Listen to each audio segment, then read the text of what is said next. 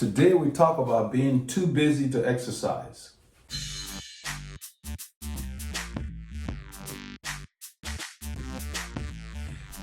Hello legends and super legends, welcome to Veloharmony. In today's video, we talk about being too busy to exercise. Is that a badge of honor or an excuse? I have a lot of people that I coach. Some of them I can't get to slow down, take it easy. They always want to go hard. And then they dig a hole to where they have to basically dig themselves out of it by taking time off. Then I have the other personalities that, oh yeah, I got a lot of projects at work, I got this going on, and they wear that like a badge of honor. I'm gonna use a customer that brought a bike for restoration. I'll put the picture here in post-production. He brought the bike for restoration and he said that his dad talked to him about them doing a ride together, like I think it's a 100K, 62-mile ride.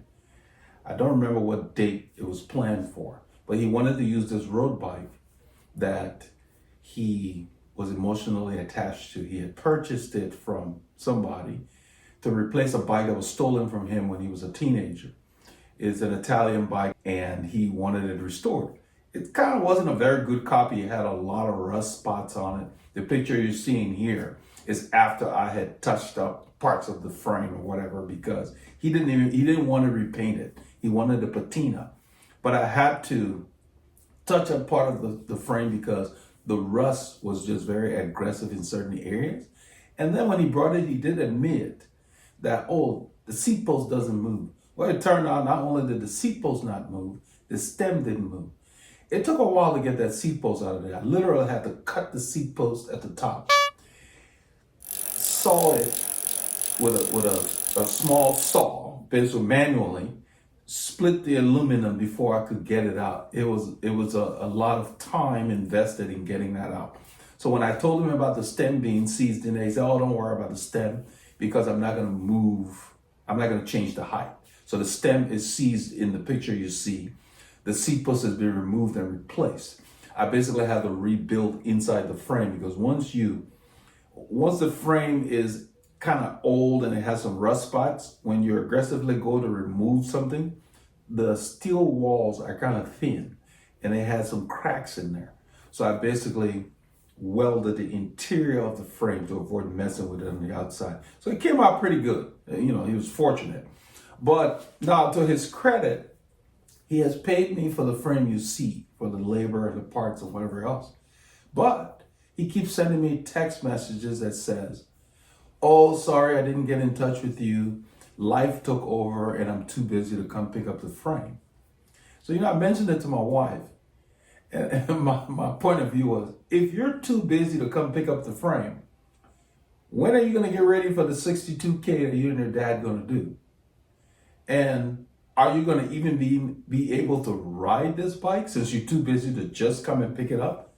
And granted, he lives less than 10 minutes from me. But his text messages say, oh, busy at work, got this project, that project, whatever. Point I'm getting to is, it's not a badge of honor to go around telling people how busy you are. We're all busy. If I'm doing push-ups, I'm busy doing that. If you're in a bar drinking beer, or if you're at the market picking out lemons, you're busy with that. We're all busy.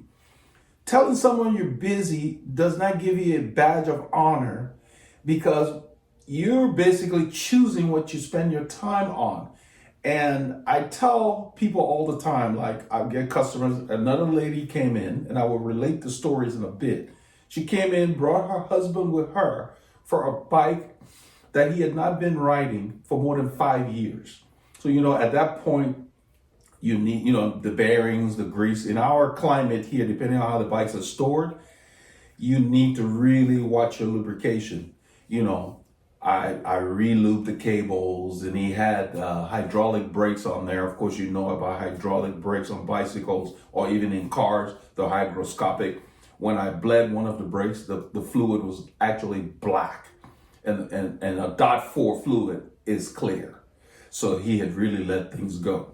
Got the bike all serviced, But while they were there and I was assessing the bike to try to determine how much money I thought they should put into it, his wife said,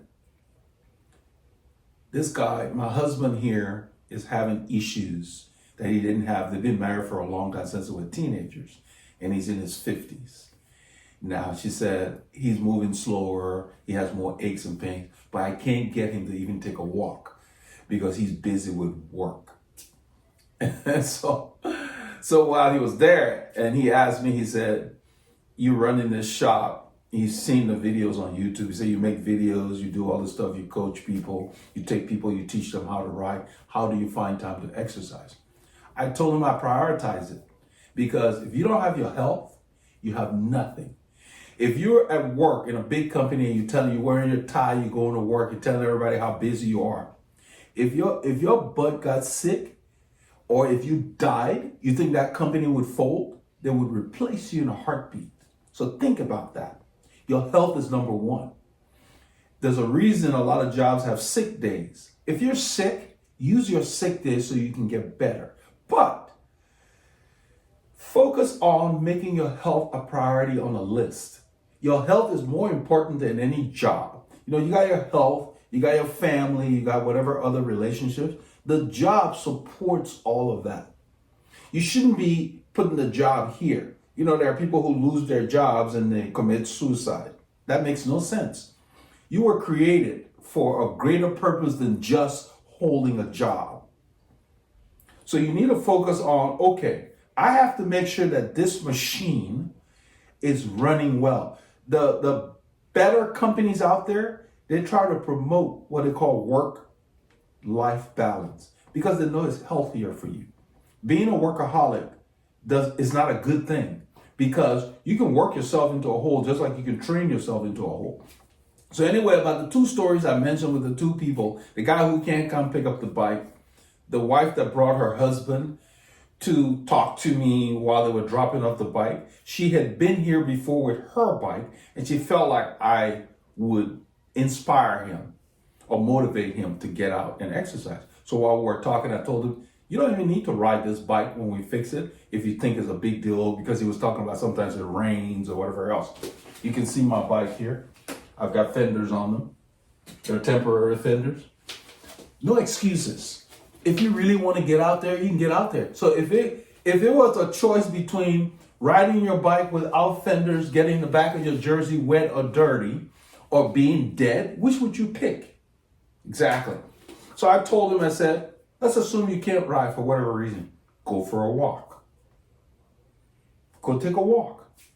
Because where we live, we don't even have sidewalks. We're kind of rural. We're in an area called Spring, which is north of the metro area. So we don't have pedestrian facilities readily available. We have some hike and bike trails nearby, especially in the woodlands a few minutes from us. But you kind of have to walk on the street to get to those trails because they don't run by every house. They have not invested in pedestrian facility, especially in the greater Houston area. That's not their focus. They build everything for cars. So everybody's sitting in a car, going to work, sitting behind a desk, just sit at home watching the news or TV or whatever it is. Sit. That's why our population in the U.S. is overweight. We sit too much. We're not encouraged to get off our butts and move. I'm not talking about the percentage of the population that are hardcore runners and triathletes or whatever else. I'm just talking about everyday folks. In other societies, people walk to the cafe or they ride a regular bike to the store or whatever. We have shopping centers within a mile from our house. And if you tried to walk there, you'd be competing with the frogs and the storks walking in the gutter because we've just got roads that drop off into a ditch. And you either walk on the road or you walk near the ditch to get to a store. So it's not encouraging for you to stroll from your house, walk a mile to a shopping center and browse the stores like in other parts of the world. It's just not invested in as much.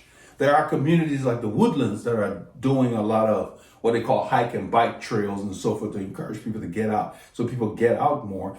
But I'm talking about when the streets are built, they're just built for cars. They don't even put sidewalks, they leave it. They expect the people that open businesses to put sidewalks for pedestrians. And that's the thing about our society here in the US that encourages people to not want to walk, besides the fact that most of them just don't have the motivation. But that's what leads to it. So what I told him is you just got to get off your butt and do it first before you go to work. He was here with his wife.